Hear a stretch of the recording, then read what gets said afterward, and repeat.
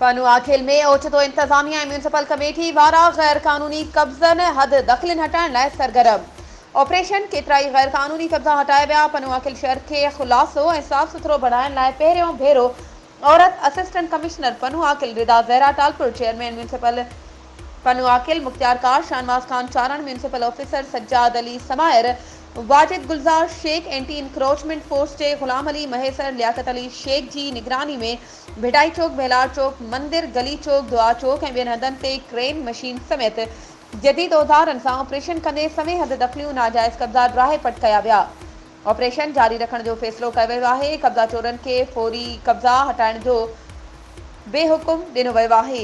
Municipal chairman पनुआखिल मियां अब्दुल कवी इंढण चयो आहे त पनुआखिल शहर खे साफ़ सुथरो करण समेत शहर जे तामीर तरक्की भलाई लाइ करोड़नि जी लागत सां शाही बाज़ार में रोड खे वन वे करण वारी शुरूआत बाद पनुआखिल में ऑपरेशन शुरू कयो वियो आहे। कंहिं बि बाअसर माण्हू खे माफ़ न कबो।